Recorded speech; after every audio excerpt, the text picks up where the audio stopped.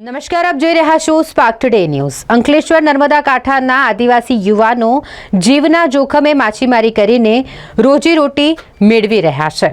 જેઓ વહેલી પરોઢે ભરતી અને ઓટ પ્રમાણે નદી ખેડવા માટે નીકળી જાય છે। જાળ નાખીને માતાને પ્રાર્થના કરે છે, પરંતુ બપોરે જાળ કાઢે ત્યારે ખબર પડે કે રોજ સારો ગયો કે ખરાબ ગયો। ક્યારેક મજૂરી અને ડીઝલના રૂપિયા પણ ન નીકળે અને ક્યારેક એ પણ નીકળી જાય।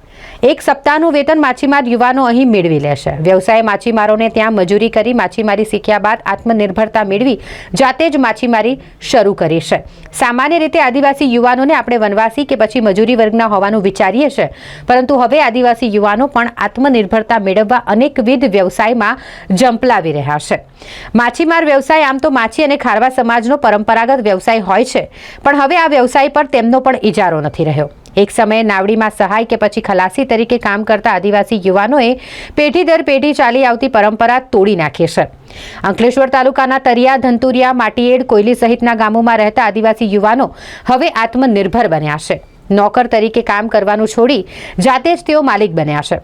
70 થી 80 જેટલા આદિવાસી પરિવારોની નાવડીઓ ખેતમજૂરી અને નાવડી પર ખલાસીની કામગીરી છોડીને માછીમારી શરૂ કરી છે।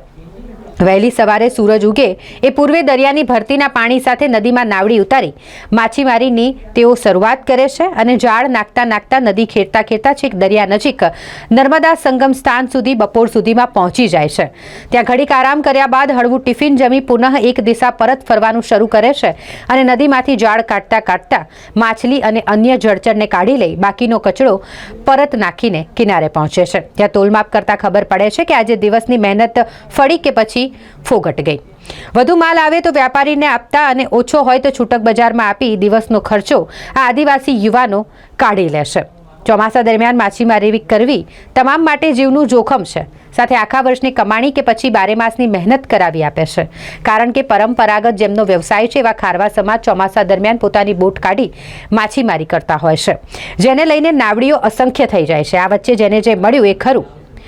એટલું જ નહીં, હવે માછીમારી વ્યવસાય માત્ર ખારવા કે માછી સમાજનો જ વ્યવસાય ન રહેતા નર્મદા કાંઠા પર વસેલા ગામોમાં વસતા આદિવાસી, માછી, પટેલ, મુસ્લિમ સહિત અન્ય સમાજના લોકોએ પણ તેમાં ઝંપલાવ્યું છે। રોજની ફિક્સ નહીં હોય, આમ પડે 5 કિલો, 2 કિલો, 3 કિલો, 4 કિલો પડે। કેટલી મચ્છી જે પારવા તમે નીચે ઉતરો અંદર તો કેવી તકલીફો પડે? રિસ્કનું કામ ભાઈ, પાણીનું કામ એટલે રિસ્કનું હોય।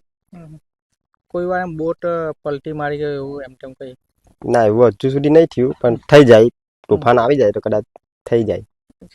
કુદરતનું નક્કી નહીં કહેવાય, ક્યારે જીવના જોખમથી કામ કરીએ। કઈ કઈ મછલી જે તમે પાડો છો? બોય આવે, ગોટિયા, જાછી, બધું જ।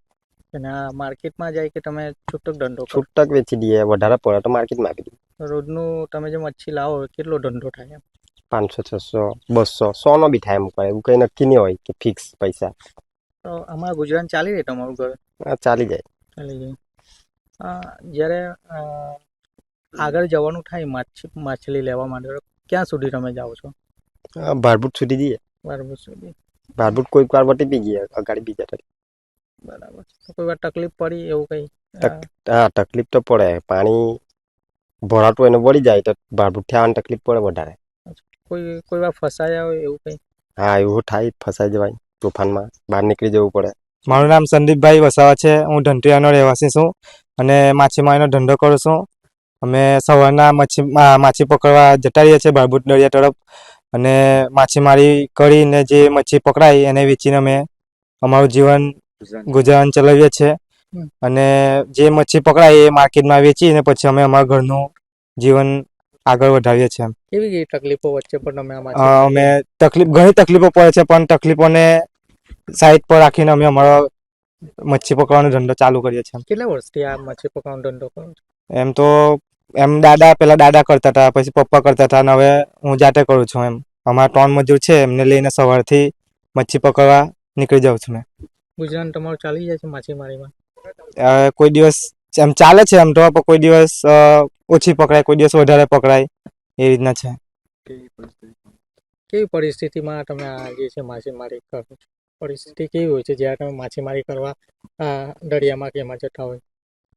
કેવી કેવી તકલીફો પડતી? તકલીફો તો ઘણી બધી પડે છે, પણ તકલીફોને ધ્યાનમાં રાખીને હવે મચ્છી પકડવા જઈએ છીએ, પણ પેલું કેવું કે મચ્છી પકડાય નહીં પકડાય, કોઈ દિવસ એમ જ બી આવવું પડે, કોઈ દિવસ ખાલી હાથે તુફાન જેવું આવી જાય. રોજ તો નહીં આવે પણ અમુક સમય એવો ખરાબ હોય ત્યારે તુફાન જેવું આવી જાય. તો બી આમ સાઈડ પર રાખીને અમે અમારું જીવન ચલાવવા માટે મચ્છી પકડવા ગઈએ.